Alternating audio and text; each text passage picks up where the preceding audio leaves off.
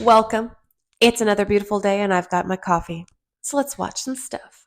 I bet I can make you hate this guy in 60 seconds. This is Alice Hrdlicka, and he was a collector for the Smithsonian Museum in the early 1900s. And if you're thinking, oh, this is the dead-eyed stare of someone who was up to no good, you'd be right. See, Alice had collected 268 brains for the museum to display, and about 264 of those brains were from people he targeted. So for example, in 1904, Alice went to the St. Louis World's Fair to hunt for some targets. That's where he found an exhibit of Filipino people who had been trafficked to America basically for white people to gawk at. And the whole thing was tragic. People were forced to eat dogs in front of people, the conditions were just terrible, and as a result, some of the people who were brought here died. These people were hastily buried, so Alice dug them up, stole their brains, and brought them to the Smithsonian Museum. And that's all because he was a huge supporter of eugenics. He wanted to prove that their brains were actually smaller than average. The Smithsonian still has a lot of these remains and they don't know what to do with them. They've publicly apologized, but it's really hard for them to tell what remains belong to who and how to contact their families. Anyways, if you want to hear more about the messed up trade of human remains, I have a whole episode on it. Wow, just everything about that was awful. How horrendous those people were treated and put on display, and then their bodies were robbed. Oh my goodness. But the Smithsonian has a track record of just hiding stuff, don't they? At least they were held accountable to return the bodies and the brains of the people that they took that they weren't supposed to take. I guess it's a silver lining. It's a really, really dark story. So I'm still a little nasally today, but I'm getting a little bit better. Hopefully, a couple more days and I'll be back to 100%. We'll see. Hey, I just wanted to thank you so much for joining me for today's coffee talk. If you're having a good time, maybe you'd consider hitting that subscribe button and come back tomorrow because I am making a new video every day. We begin with that breaking headline today. A Michigan doctor sentenced, being called a monster. A day of reckoning for the doctor who diagnosed hundreds of patients with cancer when they did not have it. Outside the court, the tears and anger. He lied to so many patients, giving many of them extensive chemotherapy, which then made them sick. So many of those families today coming face to face with the doctor as he was sentenced to 45 years behind bars. And you're about to hear what the doctor said to those families. ABC's Ron Claiborne leads us off. Judgment Day for the doctor who caused so much pain. Victims of Dr. Farid Fatah outside the courtroom where he was sentenced, hand in hand, then defiant. 45 years for the lives that he took. It just wasn't enough. In court, the 50-year-old doctor breaking down, saying, "I misused my talents, yes, and permitted this sin to enter me because of power and greed." But those words no comfort for Cheryl Blades. I could hear him talking to my mother because I went to every appointment. So I could hear him talking to her and promising her to save her. In all, Fatah pleaded guilty to intentionally misdiagnosing more than 550 patients, often prescribing treatment for cancer that they did not have. He earned more than $17 million as a result. Dr. Fatah pounced on every opportunity to use a patient's body as a profit center. One of the patients, 53-year-old Monica Flagg. Stressful. It was extremely emotional. Your doctor is supposed to be one of those people in your life that you have the utmost trust for. Not the most, but just one of them. And it's become, you're just a dollar sign to them. And it sucks. This doctor, I'm glad he's being held accountable because he ruined so many lives and devastated them. But the Drug Administration should be held responsible as well because they got their lackeys out there going door to door to these doctors' offices telling them, hey, we're going to pay you this much money if you push this drug. And they're doing it. They're facilitating this behavior. And yeah, the doctor is responsible, but at the same time, these administrations are just allowing it to happen. In fact, they encourage their employees to encourage the doctors to push the drugs. And it's disgusting. It's you never know what you're getting and why, and if it's something that you actually need, or if it's just another dollar in your doctor's pocket. Let's talk about Egyptomania. Europeans in the 19th century developed a very keen and macabre interest in Egypt. Rich, mostly white Europeans would go to Egypt for a little vacation, and instead of coming home with a nice mug or a magnet for their fridge as a souvenir, they would come home with mummies. Purchasing of mummies had been going on for quite some time, but really ramped it up in the Victorian era because they are the weirdest people in history. Now I hear you asking, what would they do with all these mummies when they came back? Just display them, right? Wrong. So wrong. They would host mummy unwrapping parties. No joke, the same people who were afraid to take off their gloves in front of mixed company were just unwrapping bodies for entertainment. And this wasn't just a few people, this was a whole trend. French aristocrat and monk Abbot Ferdinand de Guerrambe wrote in a letter in 1833, "It would hardly be respectable in one's return from Egypt to present oneself without a mummy in one hand and a crocodile in the other." Mummy souvenirs became so popular that Egyptian tourist companies had to outsource the mummies and get them from far-off Egyptian cities. What was going on in the Victorian era in Europe? What? Well, now you know about mummy unwrapping parties. Have a good rest of your day. The first time I heard about this was a few years ago on Adam Ruins Everything. I highly recommend that series. It's great. It's a little controversial in some points, but I think that's the whole point. But I had never known this. It wasn't common knowledge. I don't know that it is common knowledge now. My children weren't taught this in school, and I certainly wasn't either. I even saw some videos that people were eating the remains. Yeah, that's disturbing. I'm not going to go too much into that because I didn't look too much into it. But once I do, you're going to know about it. New York City currently has over 1,000 National Guard and state police patrolling the New York City subway systems, checking people's bags. Now you might be wondering, is this really necessary? I mean, the National Guard patrolling New York City's subways? Well, the mayor of New York City thinks it is, and here's why. Back in January of 2023, there was a normal amount of crime in the New York City subways, but in January 2024, a year later, crime had increased 43%. So the New York City mayor said, hey, let's increase police presence. And in February, crime went back down, but they lightened it up and it went back up in March by 14%. And so the mayor said, you know what? If we need a higher police presence, and that's what it's going to take to get rid of crime, then that's what I'm going to do. So she called in over 1,000 National Guard to help patrol the subways, check people's bags, and monitor everything that's happening. Now, honestly, a lot of people have been saying this is really excessive and that there seems like there might be something secretive going on behind the scenes.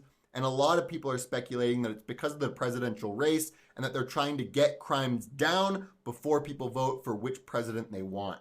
Honestly, this whole thing seems really crazy, but I hope New York City's able to get it under control. But that's my opinion. What do y'all think? Yes, look what they're doing to bring the crime rates down. But look at everything that they did to bring the crime rates up. Their police recruitment is at all-time low numbers, right? Nobody wants to join the police because they're treated like crap out there, because the people have so many liberties. They can do drugs out in the streets, right?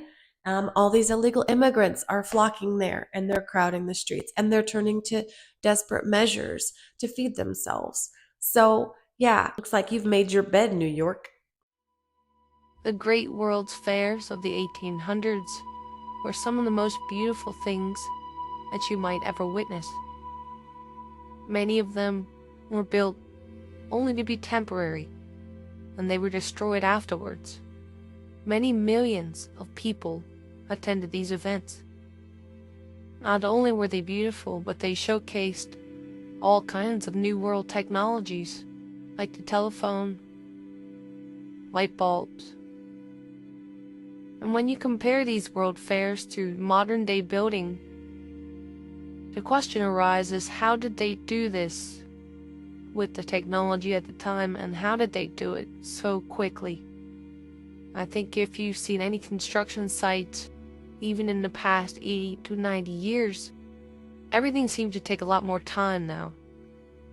I mean, do you think we could build a 600-acre fair or a 1,200-acre fair like here in St. Louis within a matter of a few years? I just don't think it would even be possible. Something has definitely changed, and maybe it's the people.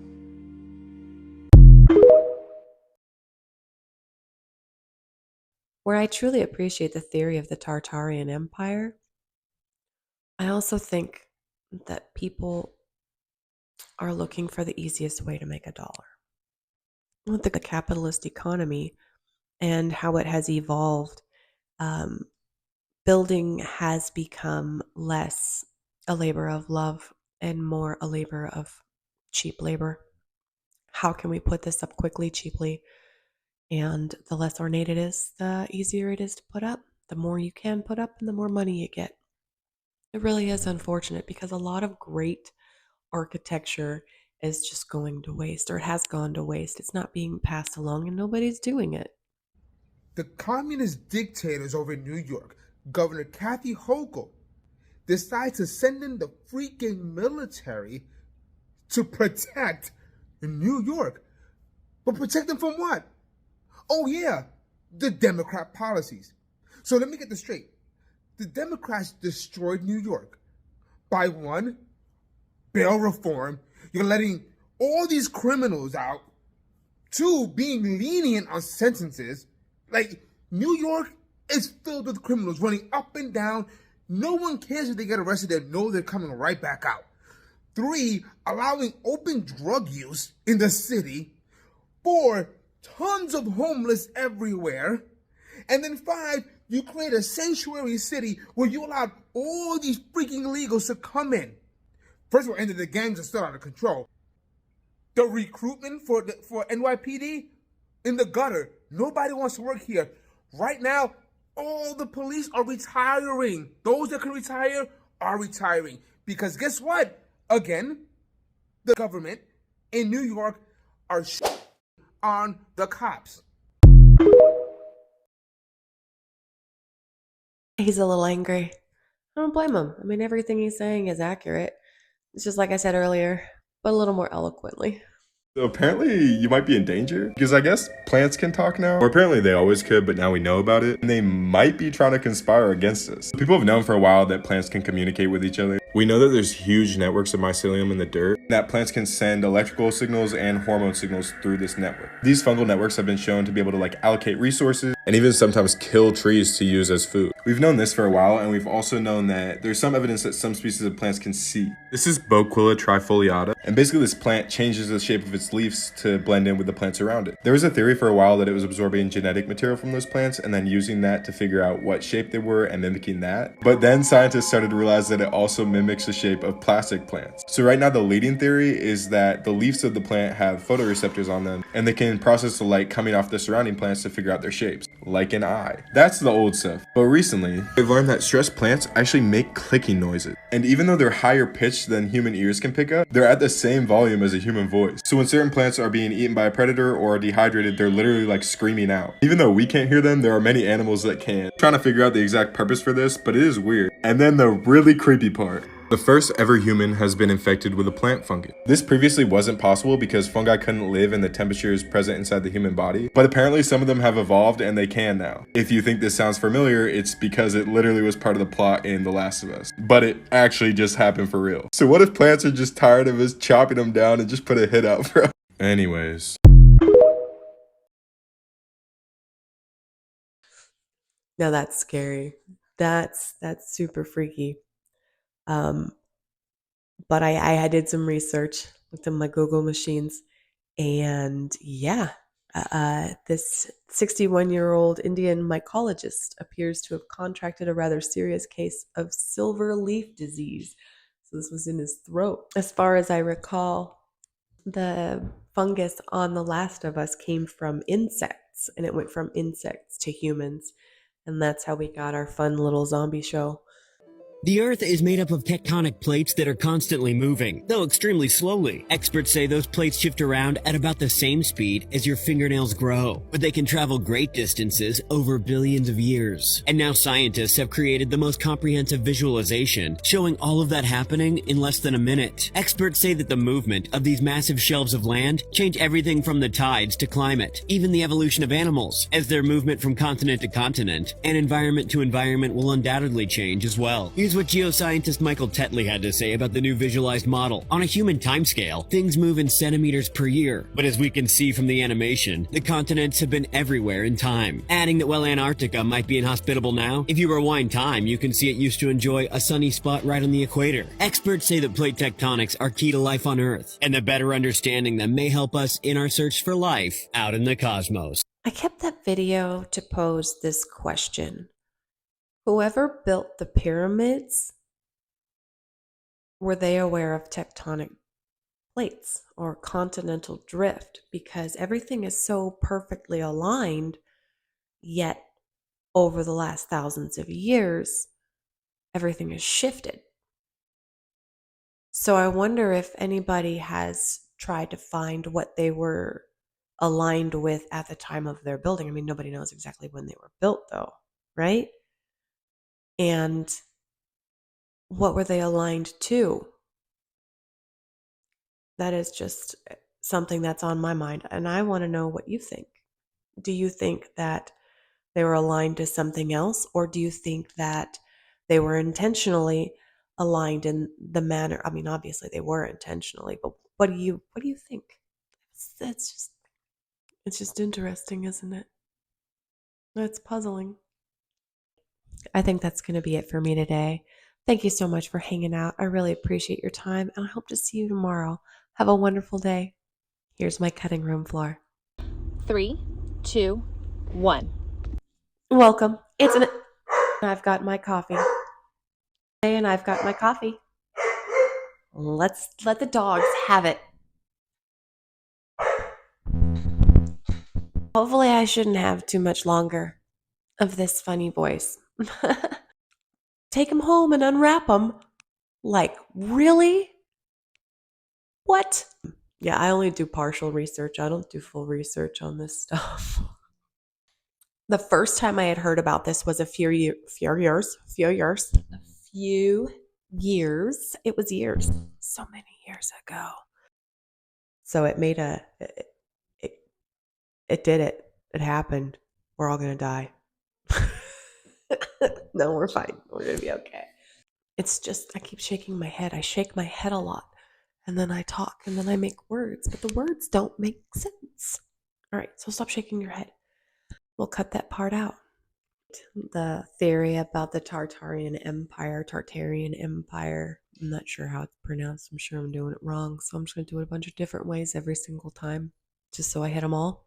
That really is stupid. Day 6 and my fancy sock lines. Felt good to get out of those boots today. Got a storm blowing in, and all our jobs were in the morning, which is nice. Could have the rest of the day off and enjoy the rain.